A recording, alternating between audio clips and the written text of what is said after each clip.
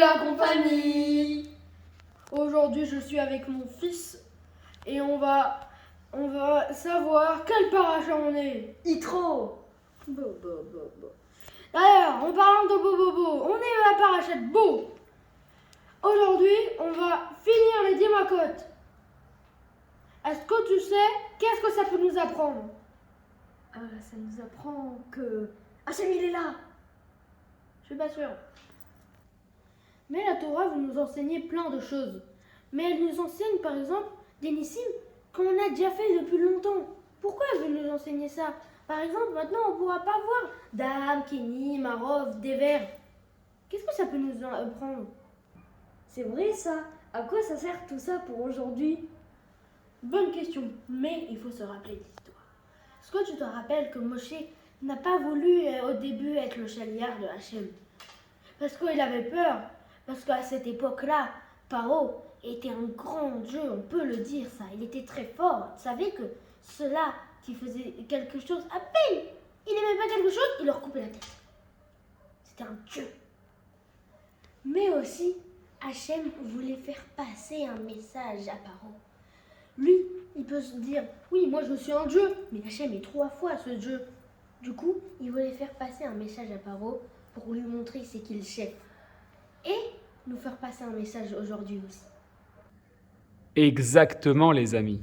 La Torah, en fait, ici, elle veut nous apprendre comment se comporter face aux personnes qui ont du pouvoir, ceux qui sont influents dans notre vie, ou même nous-mêmes. On peut devenir influent, on peut être important. On peut être important dans nos familles, on peut être important dans nos entreprises, dans notre ville ou dans notre pays. Et finalement, entre avant, à l'époque de Paro, où il y avait des rois extrêmement puissants, et aujourd'hui, il n'y a pas grand-chose qui change. il n'y a pas énormément de choses qui changent. Tu as tout à fait raison. Qu'avant, les rois, vraiment, tu leur faisais quelque chose, ils te coupaient la tête. Aujourd'hui, c'est plus la prison. Tu vois? Ouais, exactement. Tu te coupes la tête, c'est prison, enlever si, tu dois payer une amende. Exactement, voilà. Donc, finalement, Hachem, dans la paracha, on fait beau, on finit les 10 commandements, d'accord? On finit les 10 paroles, mais pas les 10 commandements. On finit les 10 macotes, d'accord? Et on va finaliser sur quelque chose de très important, c'est d'essayer de comprendre ce que représentent ces 10 macotes. T'es prêt à nous expliquer? Oui. Parce qu'on a besoin de toi aujourd'hui, hein? Moi, je suis prêt pour tout. Ah, très bien. Alors, si tu peux tout nous expliquer, est-ce que tu peux nous expliquer la maquette d'homme? Bien sûr. Et Hachem voulait donner une leçon à Paro et aussi aux Égyptiens. Alors, qu'est-ce que c'est Dam? Dam, c'est le fleuve qui se transforme en sang. Mais qu'est-ce que c'est le fleuve qui se transforme en sang? Le fleuve qui se transforme en sang, c'est la leçon d'Hachem. Parce que le fleuve était la source qui faisait riche les Égyptiens, Paro, et à la place, Paro d'être gentil, donner, parce qu'il en avait à l'infini. Il devait être méchant, couper la tête à celui-là qui lui dérangeait. Donc Hachem voulait montrer à Paro, à la place d'être gentil, il était toujours méchant, et coupait la tête, et faisait tellement couler de sang, que Hachem a voulu lui montrer combien de sang elle a fait couler dans le fleuve. Et Hachem a fait Mida Kenegid Mida. Ah, Razak, Shai. Est-ce que moi je peux expliquer la maquette Sephardéa? Mais je te laisse tout, bien sûr. En fait, par moi, il a... Il a créé... Attends. En fait, pour que Paro il fasse ce qu'il veut, il a créé une société avec plein de soucis. Pour que personne ne peut le déranger et lui il fait ce qu'il veut. Et tout le monde pense à son pain. J'ai pas payé mon pain, j'ai pas payé ma facture, sinon je vais aller en prison, sinon je vais mourir. Ah, c'est intéressant là ce que tu nous racontes, Im. Finalement, ça veut dire que pour que Paro il puisse être à peu près tranquille, continuer à faire du mal ou à prendre toutes les richesses sans que personne ne se rebelle contre lui, il a créé plein de soucis dans le pays pour que les gens, pour que le peuple, il soit concentré sur ses problèmes. C'est ce que tu es en train de dire? Oui. D'accord. Et bien exactement. Ça, c'est ce que tu voulais nous expliquer, Shai. C'est la Maka Tsefardéa. Maintenant, on va s'intéresser à la Makat Kinim. Tu nous l'expliques, Shai? Alors, tu nous expliques, Shai? Oui, mais papa, tu sais, c'est bien de mettre ta veste et ta cravate, mais c'est quand même grand sur moi et c'est meilleur quand toi tu expliques, c'est vrai? Ouais, c'est vrai, tonton, c'est meilleur quand toi tu l'expliques. Bon, allez, alors on va faire ça rapidement. Donc on a compris, cette semaine, les enfants, puisqu'on est à la fin, parachat Bo, à la fin des 10 macotes, on fait un petit tour des 10 macotes, pourquoi elles étaient là, que ces macotes-là, elles sont là pour nous expliquer à nous, finalement, comment se comporter lorsqu'on prend, et quels sont les risques lorsqu'on prend un peu de pouvoir dans ce monde. Qu'on soit, encore une fois, le responsable de sa maison, de son entreprise, ou de sa ville, ou de son pays, à chaque fois qu'on va avoir du pouvoir, il y a un risque. Par exemple, dans Kinim, on se rend compte que Moshe, il fait quelque chose de très particulier. Il prend la terre, c'est marqué qu'il a pris la terre, il la lance et elle devient des poux. C'était un petit message pour dire à Paro, toi qui as l'habitude de rabaisser ton peuple, de le rendre de la poussière pour pouvoir bien l'écraser, parce que les Prends gens... la poussière sur toi-même. Exactement, finalement, cette poussière, elle va se rebeller, c'est elle qui va te faire prendre conscience à quel point tu leur as fait du mal. Bah alors, attends. Bah alors pourquoi Hachem, il fait du mal aussi au peuple Égyptien? Ouais, parce que tu viens de dire, il va se rebeller contre lui. Ouais. Et Du donc? coup, même s'ils ont fait des choses mal, s'ils se rebellent, Ouais. c'est un petit peu comme faire tout, tu vois. Du coup, Hachem ne devrait pas leur faire Eh bien, c'est ce que cherche. Eh ben, tu soulignes un truc très important, Shai. Parce que, par exemple, dans les 10 macotes, Hachem, il ne décide pas de détruire l'Égypte. Il aurait pu envoyer une sorte de maboule et se débarrasser de l'Égypte. Hachem, il veut que l'Égypte fasse tchouva. Il veut que le peuple égyptien et Paro comprennent que toute leur société est remplie de mensonges, qu'il n'y a pas d'hommes qui sont des dieux, qu'il n'y a pas des gens qui ne sont immortels, etc., et qui ne peuvent pas faire une catastrophe. Parce que cette histoire d'immortel, en fait, à l'époque, on croyait que Paro était immortel. Et Exactement. on disait juste, quand il mourait, on le cachait, on le planquait, on disait, et son fils devenait Paro. Et tout le monde et chaque fois, on l'appelait Sisra. Attends, ouais, c'est ça. On l'a quoi? Non, attends. Quel mot tu veux dire? Sisra. Sisra? Non, attends. Chaque fois, on l'appelait Paro. Oui. Pour cacher, et on disait, oui, Paro, il est devenu plus jeune. Exactement. C'est-à-dire qu'il y avait une sorte de résurrection de Paro sans qu'on puisse imaginer qu'il soit mort. Tout à fait.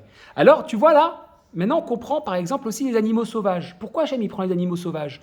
Et on dit, la Torah elle précise dans les macotes des choses très bizarres. Et on invite ceux qui regardent la vidéo d'aller voir le texte pour aller comprendre. D'accord? Les animaux sauvages, elle dit que le lion, il s'est mis avec le serpent, qui s'est mis avec le renard, qui s'est mis avec le loup. Mais les animaux sauvages, ils sont chacun de leur côté. Voilà, les lions et les hyènes, par exemple, ils sont ennemis. Ils ne peuvent pas se mettre ensemble. C'est comme si tu te dis, un guépard va se mettre avec une chèvre. Non, mais là, on parlait que des animaux sauvages. La chèvre, c'est un animal domestique. Oui, mais ça se met pas ensemble. Ça se met pas ensemble. En fait, là, c'était pour expliquer à quoi. Finalement, Mitzraïm, Paro, il n'acceptait pas la contradiction. C'était un homme horrible dans son pouvoir. Et donc, dès qu'il y avait des gens qui venaient... Il pouvait faire ce qu'il voulait. Dès qu'il y avait des gens qui venaient contre lui dire « je suis pas trop d'accord avec toi » ou quoi que ce soit, à ce moment-là, zigouillé. Alors, Akadosh Baruch Hu, il a fait comme ça, il leur a dit « regarde, tous les animaux sauvages, c'est-à-dire des gens qui ont quand même un peu de pouvoir, qui auraient pu te contredire, t'apporter une réflexion plus saine, etc., et qui normalement sont des groupes, d'accord, qui sont des groupes séparés, je vais les unir contre une personne, contre toi. Ça, c'est pour les animaux sauvages. Ensuite, la 5e Maka. Là, cette fois-ci, Hachem, il va faire quelque chose, il va tuer tout le bétail, tous les animaux domestiques. En fait, ce qu'il faut comprendre, c'est encore une fois, il dit quoi, Paro? Il dit, tu vois, ces animaux, ils te servent à réussir ton économie, c'est eux qui permettent de labourer le champ, c'est eux qui permettent d'acheter, de traire le lait, etc. C'est eux qui te permettent d'être riche, c'est eux qui te permettent de faire plein de choses. Voilà, et toi, qu'est-ce que tu fais? Quand tu te rends compte que le peuple, il a un peu d'argent, il commence à avoir un peu une situation confortable, une maison, etc., tu crées, parce que tu es dans un monde de mensonges, tu crées des famines, tu crées des problèmes autour de l'économie du pays pour les appauvrir au maximum. Ah, tu veux essayer d'appauvrir le peuple et ne pas le laisser libre parce que tu as cette partie de mauvais en toi? Ben moi aussi, je vais te montrer ce que ça donne. Je vais t'enlever les animaux qui te permettent de développer ton économie. Je vais enlever les outils de ton administration, de tout ce qui te permet de tourner, de faire fonctionner le pays. Je vais les enlever. Comment c'est beau ce que tu racontes. T'as vu? Et c'est comme ça qu'on voit comment ça fonctionne. Parce qu'on se rendra compte que l'Égypte de l'époque ressemble énormément à notre société d'aujourd'hui. On va continuer avec la 6e Maka, les ulcères. Déjà à 6. Eh oui, qu'est-ce que c'est que ces cendres? Les cendres brûlantes que Moshe il a pris, qu'il a lancées encore une fois au ciel et qui sont retombées pour brûler les gens. D'accord? Qui brûlaient. Des brûlures. Exactement.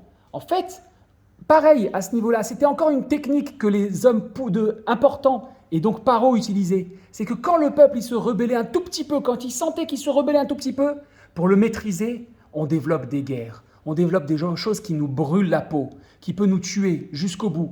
Alors, Hacham, il a fait la même chose. Il a dit, tu utilises encore une fois des stratégies mensongères. C'est pas comme si tu voulais aller chercher un autre pays, si tu voulais gagner quelque chose de manière honnête et sincère. Non, tu crées des mensonges, tu crées des techniques mensongères. Eh ben, tant pis. On va faire ça comme ça, je vais te montrer ce que ça se fait. Mida qui négative Mida. Enfin, on arrive à la 7e. 7e, c'est là les makotes qu'on découvre dans la paracha de Bo, 7, 8, 9 et 10, enfin même plus 8, 9 et 10. Là, on arrive avec la grêle. La grêle, c'est très particulier. Vas-y, Shai, explique-nous. La grêle était quelque chose d'incroyable. Parce que dites-vous que la grêle était mélangée avec du feu. Ah, ça, c'est impossible normalement.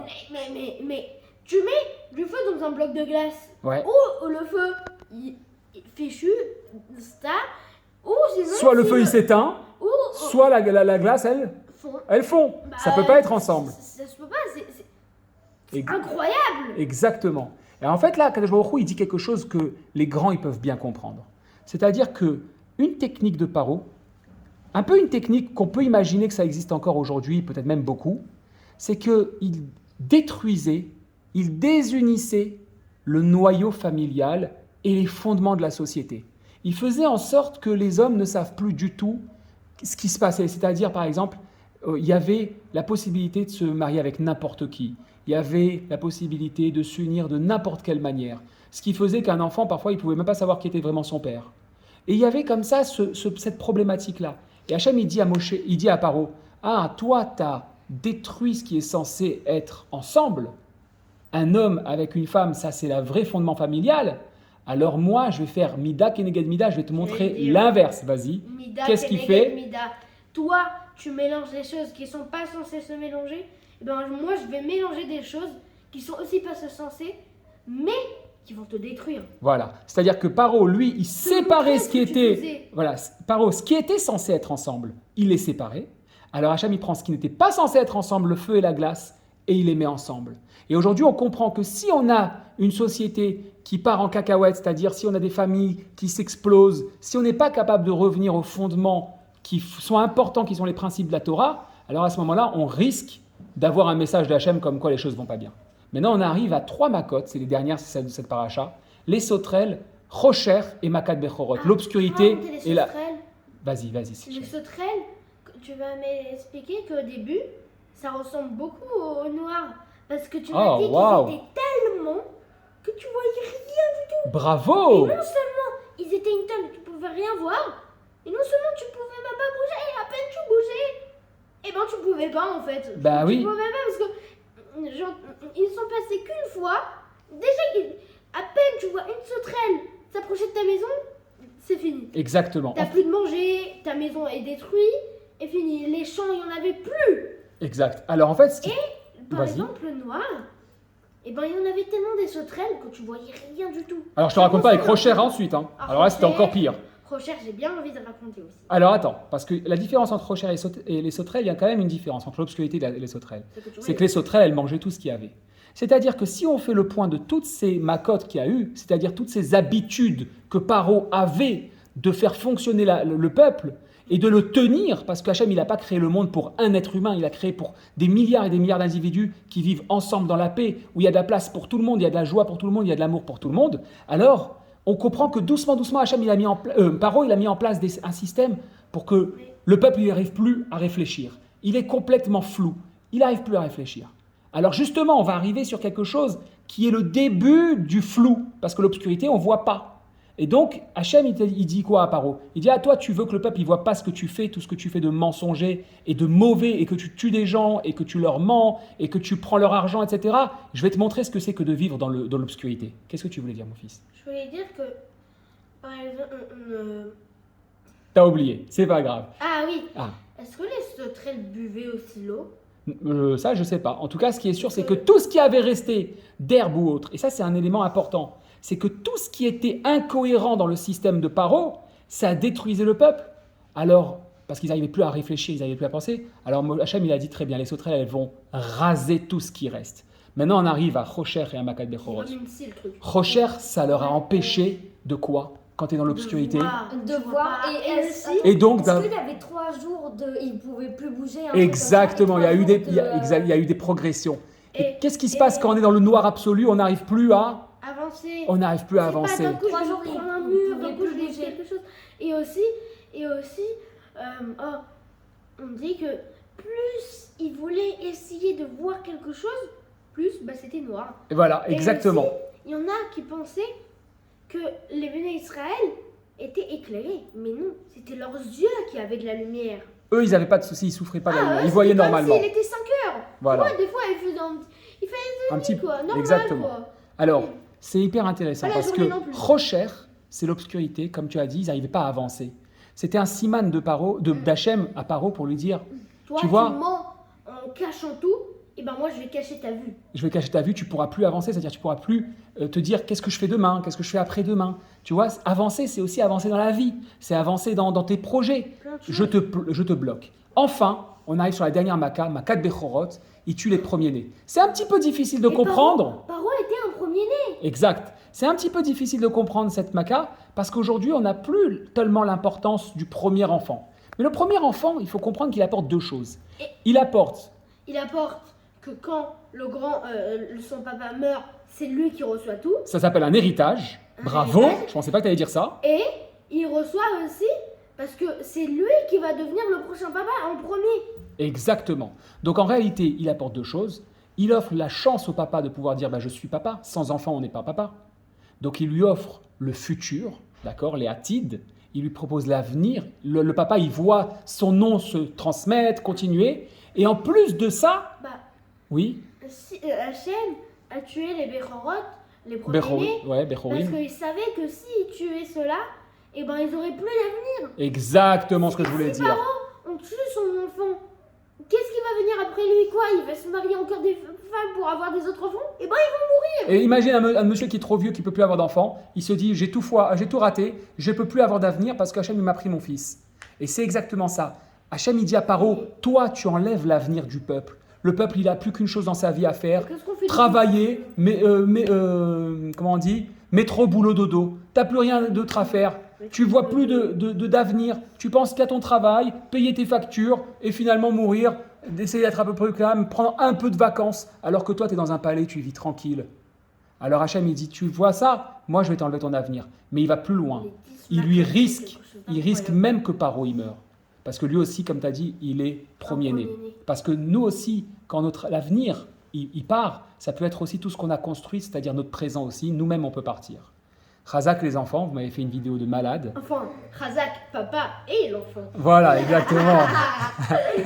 Et là, on comprend mieux ce que c'est que ces 10 makot. Ce qu'Hachem il veut nous montrer, que c'est des enseignements pour nous tous les Razak, jours. les enfants. Si on construit des sociétés saines, alors on est tranquille. Par contre, si on est entouré de mensonges, si on nous laisse nous mentir, parce que quelque part, nous aussi, on a une responsabilité, il faut savoir ce qui peut arriver. Ce qui peut arriver, ce sont des choses logiques, des choses totalement logiques. Si on est droit, alors on est entouré de gens droits, et si on est tordu et qu'on est tout bizarre, on est entouré de serpents qui viennent vers nous.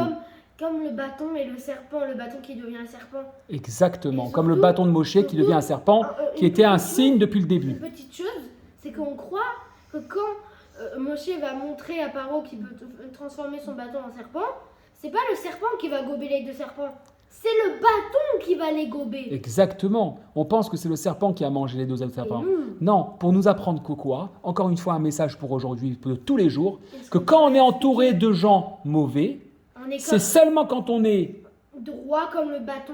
exactement et juste qu'on peut réussir à les battre. La brioute. Allez, sur ce, on se souhaite Shabbat Shalom. Shabbat shalom. Salut à tout le monde. À la semaine prochaine.